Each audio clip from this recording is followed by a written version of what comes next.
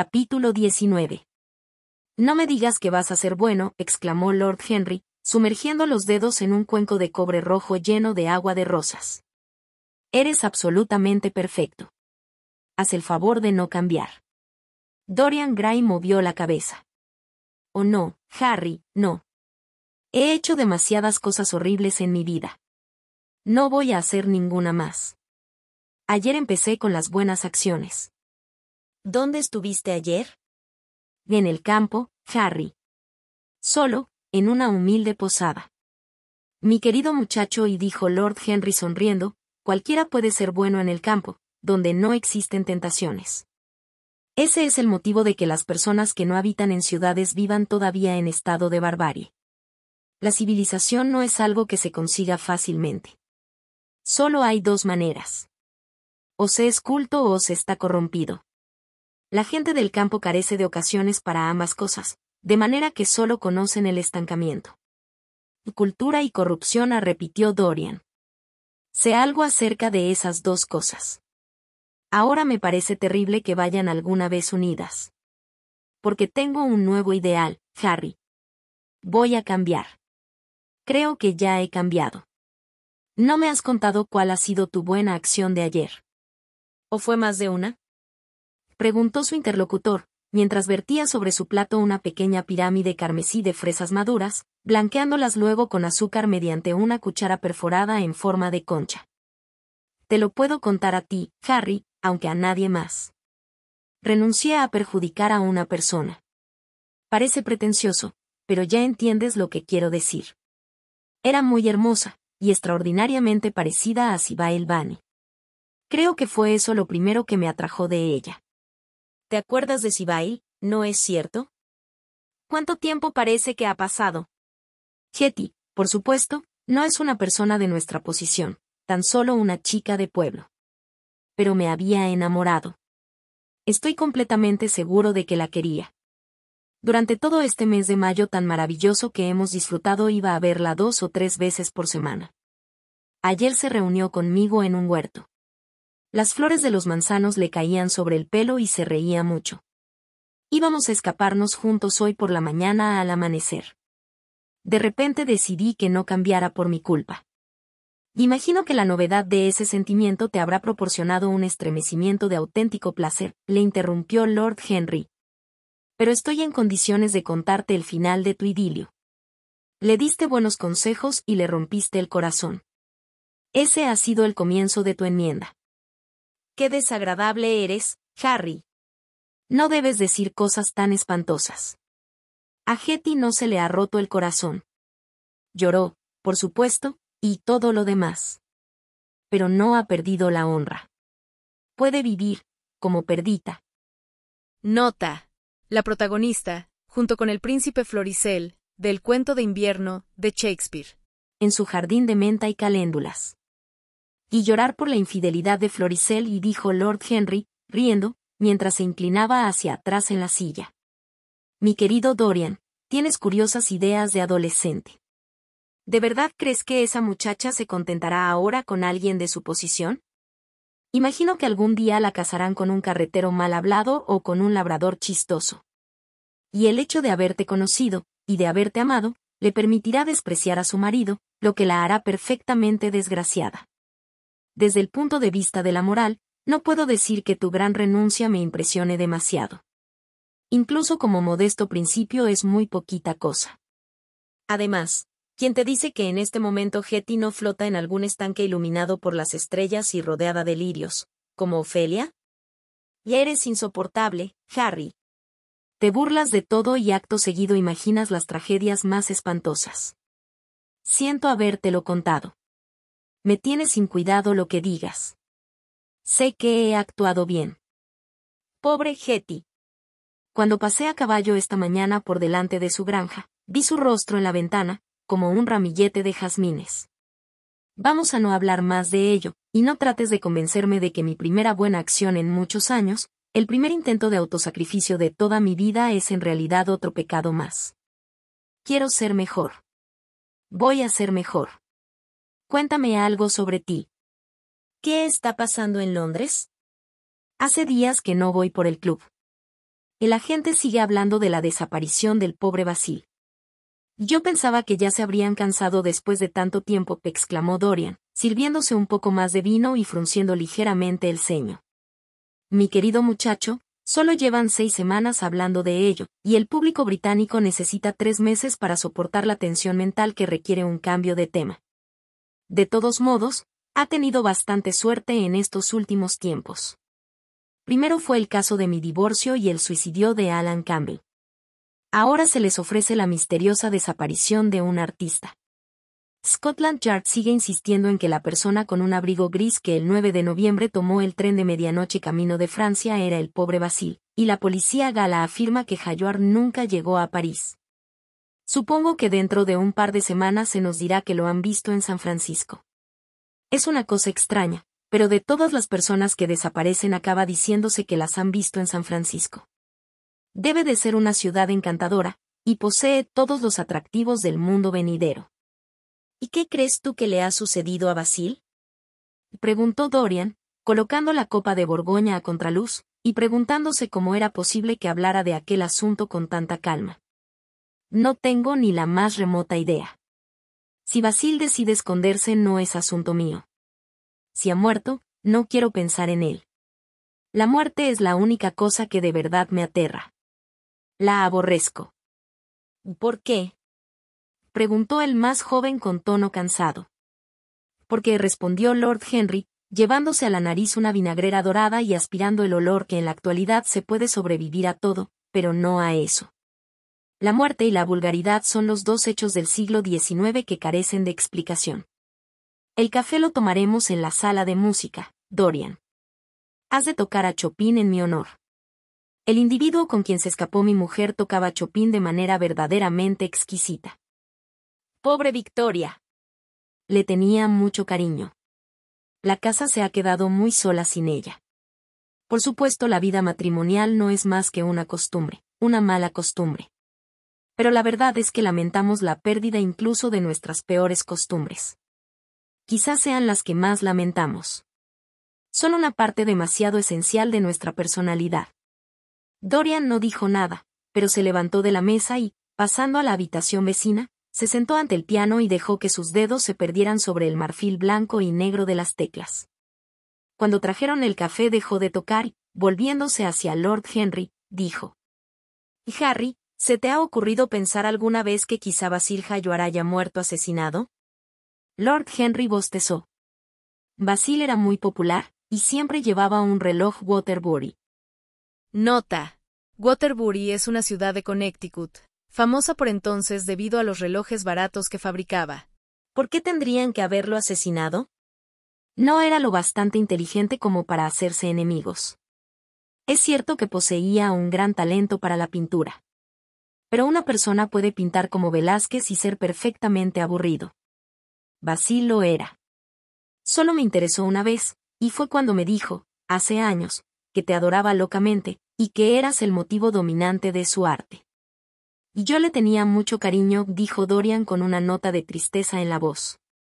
Pero, ¿no dice la gente que lo han asesinado? Lo dicen algunos periódicos, pero a mí no me parece nada probable. Sé que hay lugares terribles en París, pero Basil no era el tipo de persona que va a esos sitios.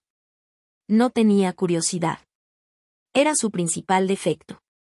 ¿Y qué dirías, Harry, si te confesara que había asesinado a Basil? Y dijo el más joven. Luego se lo quedó mirando fijamente. Y diría, mi querido amigo, que tratas de representar un papel que no te va en absoluto. Todo delito es vulgar, de la misma manera que todo lo vulgar es delito. No está en tu naturaleza, Dorian, cometer un asesinato. Siento herir tu vanidad diciéndolo, pero te aseguro que es verdad. El crimen pertenece en exclusiva a las clases bajas. No se lo censuro ni por lo más remoto. Imagino que para ellos es como el arte para nosotros, una manera de procurarse sensaciones extraordinarias. ¿Una manera de procurarse sensaciones? ¿Crees, entonces, que una persona que una vez ha cometido un asesinato podría reincidir en el mismo delito? No me digas que eso es cierto. Cualquier cosa se convierte en placer si se hace con suficiente frecuencia. Exclamó Lord Henry, riendo. Ese es uno de los secretos más importantes de la vida. Pero me parece, de todos modos, que el asesinato es siempre una equivocación. Nunca se debe hacer nada de lo que no se pueda hablar después de cenar. Pero vamos a olvidarnos del pobre Basil. Me gustaría poder creer que ha terminado de una manera tan romántica como tú sugieres, pero no puedo. Mi opinión, más bien, es que se cayó en el Sena desde la victoria de un autobús, y que el conductor echó tierra sobre el asunto para evitar el escándalo. Sí, imagino que fue así como acabó. Lo veo tumbado de espaldas bajo esas aguas de color verde mate con las pesadas barcazas pasándole por encima y con las algas enganchadas en el pelo. ¿Sabes? No creo que hubiera hecho en el futuro nada que mereciera la pena. Durante los últimos 10 años su pintura había caído mucho. Dorian dejó escapar un suspiro, y Lord Henry cruzó la habitación y empezó a acariciar la cabeza de un curioso loro de Java, un ave de gran tamaño y plumaje gris, cresta y cola rojas, que se mantenía en equilibrio sobre una percha de bambú. Al tocarle aquellos dedos afilados, dejó caer la blanca espuma de sus párpados arrugados sobre ojos semejantes a cristales negros, y empezó a mecerse. Y si continuó Lord Henry, volviéndose y sacando un pañuelo del bolsillo, pintaba cada vez peor. Era como si hubiera perdido algo. Probablemente un ideal. Cuando dejasteis de ser grandes amigos, Basil dejó de ser un gran artista. ¿Qué fue lo que os separó? Imagino que te aburría soberanamente. Si es así, nunca te lo perdonó. Es una costumbre que tienen las personas aburridas. Por cierto, ¿qué ha sido de aquel maravilloso retrato que te hizo? No creo haber vuelto a verlo desde que lo terminó. Sí, claro. Hace años me dijiste, ahora lo recuerdo, que lo habías enviado a Selby y que se perdió o lo robaron por el camino. ¿Nunca lo recuperaste? ¡Qué lástima! Era realmente una obra maestra. Recuerdo que quise comprarlo. Ojalá lo hubiera hecho. Pertenecía al mejor periodo de Basil. Desde entonces, su obra ha tenido esa mezcla curiosa de mala pintura y buenas intenciones que siempre da derecho a decir de alguien que es un artista británico representativo. ¿No publicaste anuncios para intentar recuperarlo?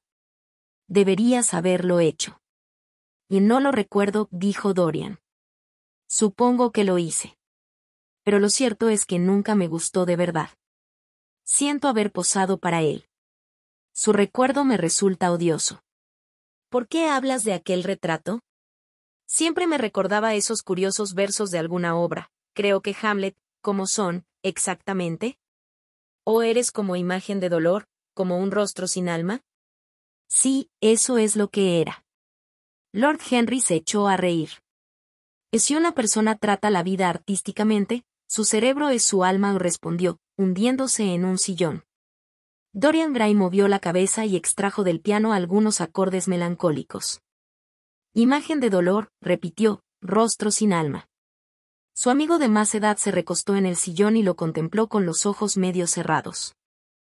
Por cierto, Dorian, y dijo, después de una pausa, ¿y qué aprovecha al hombre? ¿Cómo acaba exactamente la cita? ¿Ganar todo el mundo y perder su alma? Nota. San Marcos 16, 34. Traducción de Nácar y Colunga. El piano dejó escapar una nota desafinada y Dorian Gray, sobresaltado, se volvió a mirar a Lord Henry. ¿Por qué me preguntas eso, Harry? Mi querido amigo, y dijo Lord Henry, alzando las cejas en un gesto de sorpresa, te lo preguntaba porque te creía capaz de darme una respuesta. Eso es todo. Cuando iba por el parque este último domingo, me encontré, cerca de Marble Arch, un grupito de gente mal vestida escuchando a un vulgar predicador callejero. Cuando pasaba por delante, oí como aquel hombre le gritaba esa pregunta a su público. Todo ello me pareció bastante dramático. En Londres abundan los efectos curiosos como ese. Un domingo lluvioso, un vulgar cristiano con un impermeable, un círculo de blancos rostros enfermizos bajo un techo desigual de paraguas goteantes. Y una frase maravillosa lanzada al aire por unos labios histéricos y una voz chillona, estuvo bastante bien, a su manera, toda una sugerencia. Se me ocurrió decirle al profeta que el arte sí tiene un alma, pero no el ser humano.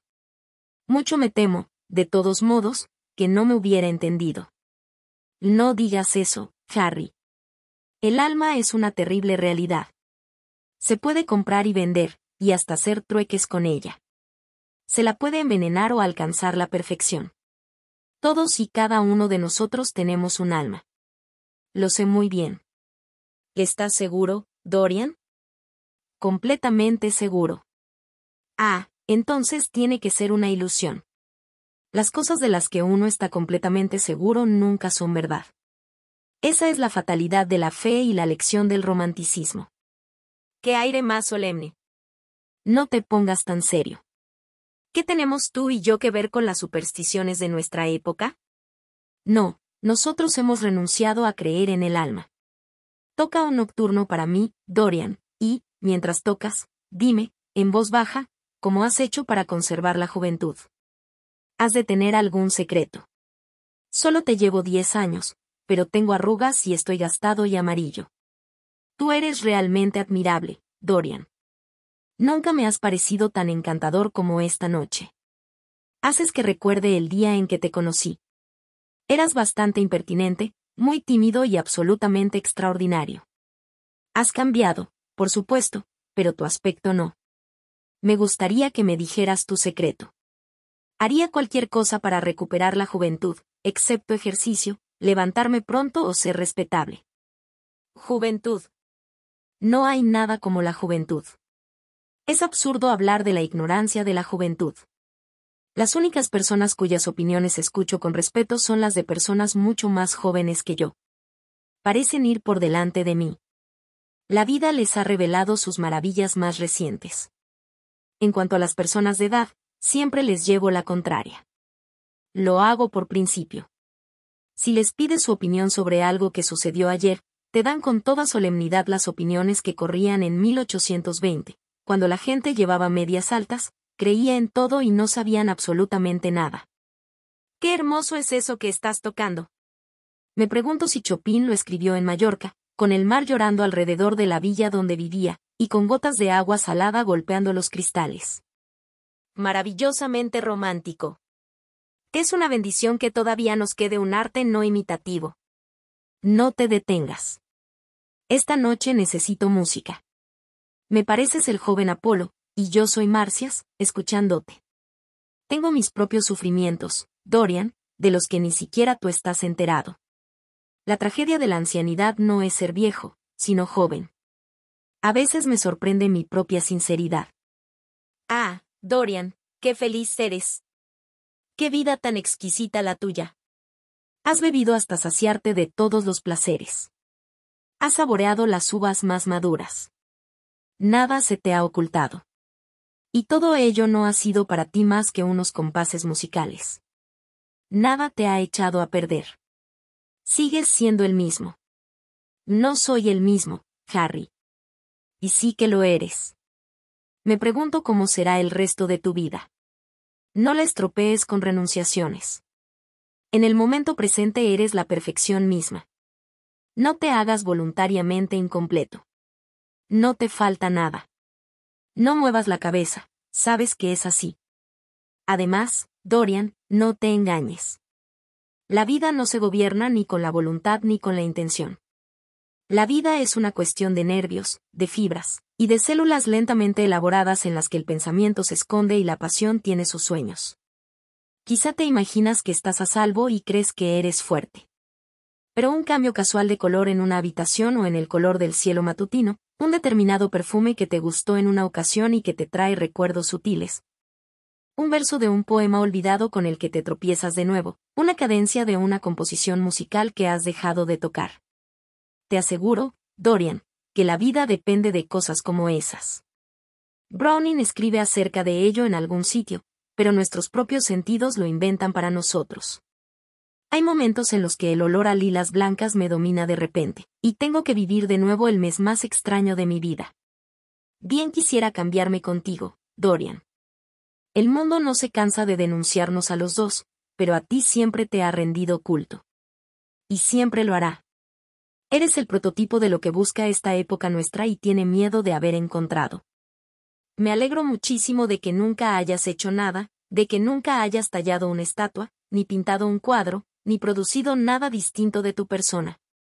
La vida ha sido tu arte. Has hecho música de ti mismo. Tus días son tus sonetos. Dorian se levantó del piano y se pasó la mano por el cabello. Y sí, la vida me ha dado placeres exquisitos, murmuró, pero voy a cambiar, Harry. Y no debes hacerme esos elogios tan excesivos. No lo sabes todo. Creo que si lo supieras, también tú te alejarías de mí. Ríes. No debieras hacerlo. ¿Por qué has dejado de tocar, Dorian? Vuelve al piano y obséquiame otra vez con ese nocturno. Contempla la enorme luna color de miel que cuelga en la oscuridad. Está esperando a que la encandiles, y si tocas se acercará más a la tierra. ¿No quieres? Vayámonos entonces al club.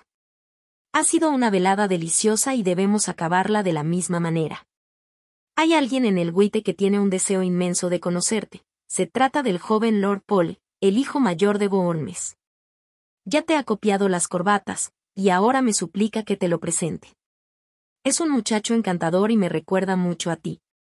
Y espero que no, y dijo Dorian, con una expresión triste en los ojos. Lo cierto es que esta noche estoy cansado, Harry. No voy a ir al club. Son casi las 11 y quiero acostarme pronto. Y quédate, por favor. Nunca habías tocado tan bien como esta noche. Había algo maravilloso en tu estilo. Resultaba más expresivo que nunca. Y eso se debe a que voy a ser bueno, respondió él, sonriendo. Ya he cambiado un poco.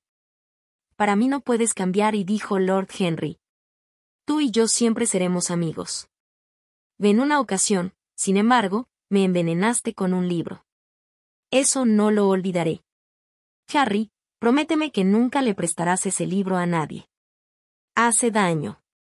Mi querido muchacho, es cierto que estás empezando a moralizar.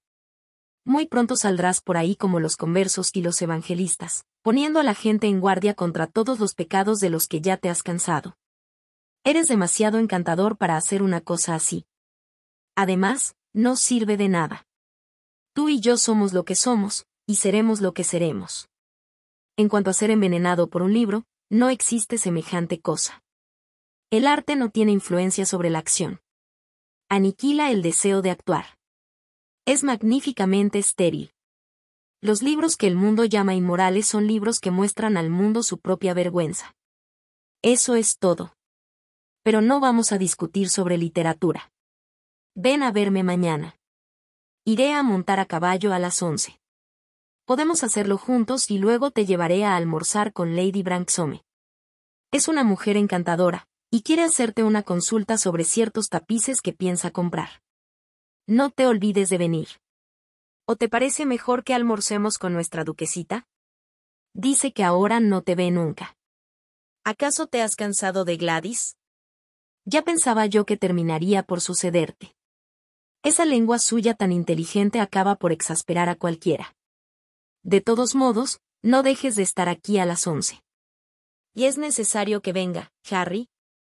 Por supuesto. Ahora el parque está maravilloso. Creo que no ha habido nunca unas lilas tan hermosas desde el año en que te conocí. Muy bien. Estaré aquí a las 11, dijo Dorian. Buenas noches, Harry. Al llegar a la puerta, vaciló un momento, como si tuviera algo más que decir. Luego dejó escapar un suspiro y abandonó la habitación. Capítulo 20. El aire de la noche era una delicia, tan tibio que Dorian Gray se colocó el abrigo sobre el brazo y ni siquiera se anudó en torno a la garganta la bufanda de seda. Mientras se dirigía hacia su casa, fumando un cigarrillo, dos jóvenes vestidos de etiqueta se cruzaron con él, y oyó como uno le susurraba al otro: «Ese es Dorian Gray». Recordó cuánto solía agradarle que alguien lo señalara con el dedo o se le quedara mirando y hablara de él. Ahora le cansaba oír su nombre. Buena parte del encanto del pueblecito a donde había ido con tanta frecuencia últimamente era que nadie lo conocía. A la muchacha a la que cortejó hasta enamorarla le había dicho que era pobre, y Hetty le había creído. En otra ocasión le dijo que era una persona malvada, y ella se echó a reír, respondiéndole que los malvados eran siempre muy viejos y muy feos. Ah, su manera de reírse. Era como el canto de la alondra. Y qué bonita estaba con sus vestidos de algodón y sus sombreros de ala ancha. Hetty no sabía nada de nada, pero poseía todo lo que él había perdido. Al llegar a su casa, encontró a la ayuda de cámara esperándolo. Le dijo que se acostara, se dejó caer en un sofá de la biblioteca y empezó a pensar en las cosas que Lord Henry le había dicho. ¿Era realmente cierto que no se cambia?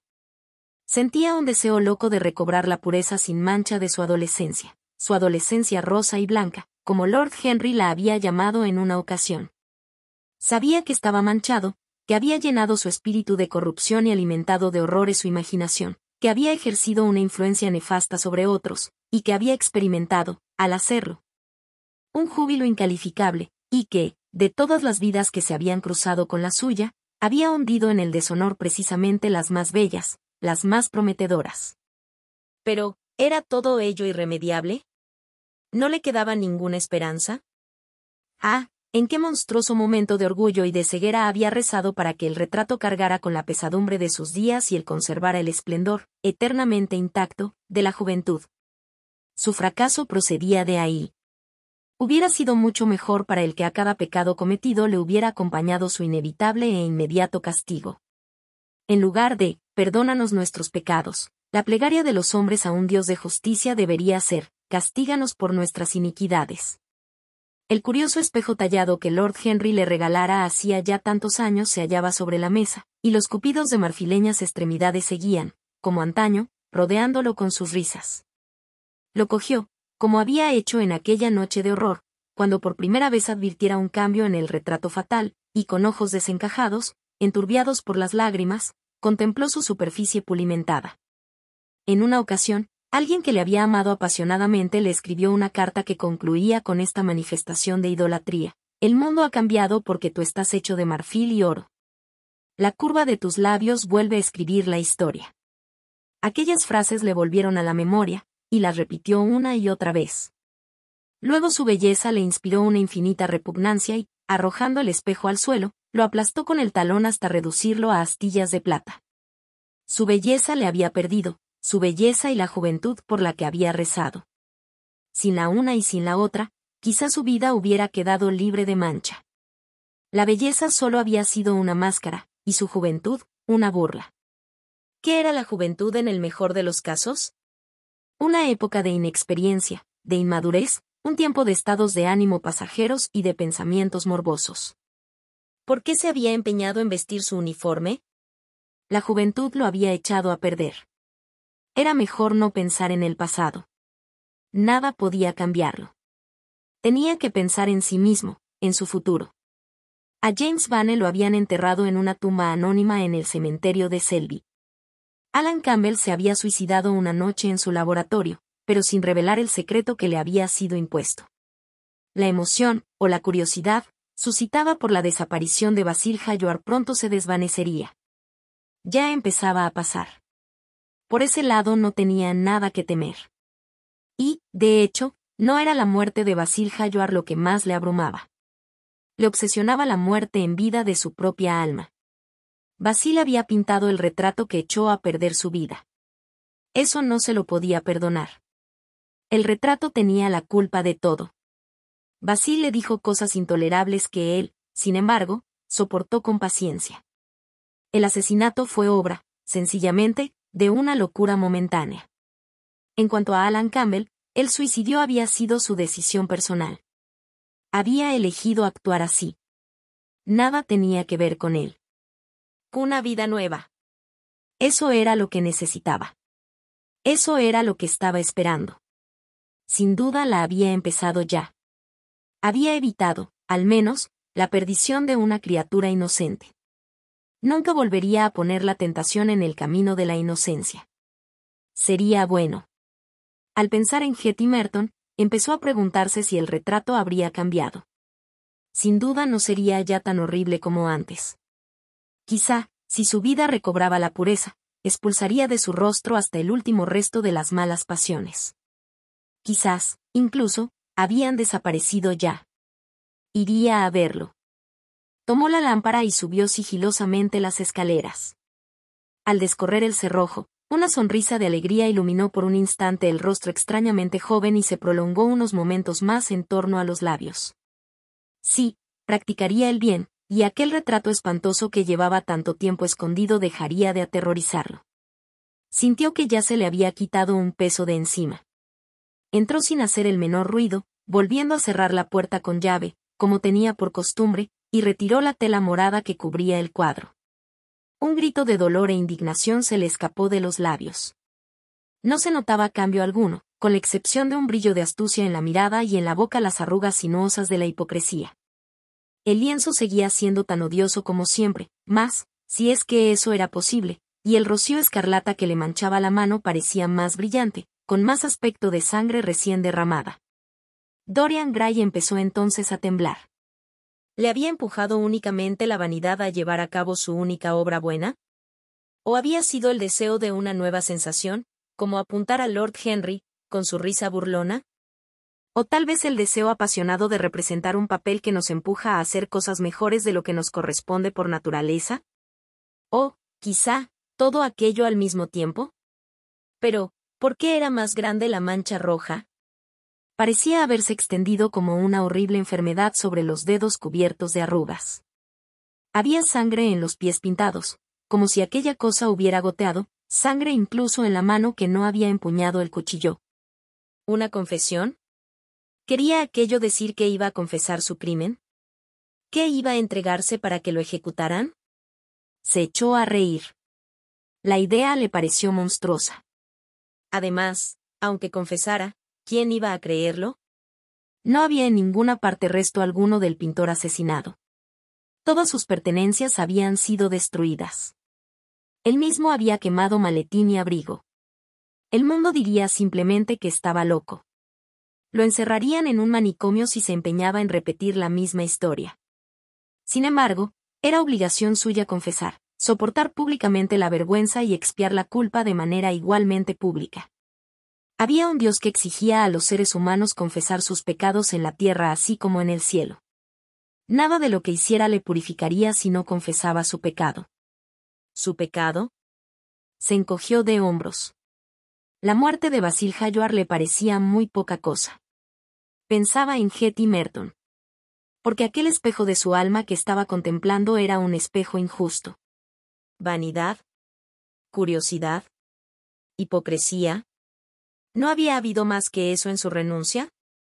Había habido algo más. Al menos así lo creía él. Pero, ¿cómo saberlo? No. No hubo nada más. Solo renunció a la muchacha por vanidad. La hipocresía le había llevado a colocarse la máscara de la bondad. Había ensayado la abnegación por curiosidad. Ahora lo reconocía. ¿Pero aquel asesinato iba a perseguirlo toda su vida? ¿Siempre tendría que soportar el peso de su pasado? ¿Tendría que confesar? Nunca. No había más que una prueba en contra suya. El cuadro mismo, esa era la prueba. Lo destruiría. ¿Por qué lo había conservado tanto tiempo? Años atrás le proporcionaba el placer de contemplar cómo cambiaba y se hacía viejo. En los últimos tiempos ese placer había desaparecido. El cuadro le impedía dormir. Cuando salía de viaje, le horrorizaba la posibilidad de que lo contemplasen otros ojos. Teñía de melancolía sus pasiones. Su simple recuerdo echaba a perder muchos momentos de alegría. Había sido para él algo así como su conciencia. Sí. Había sido su conciencia. Lo destruiría.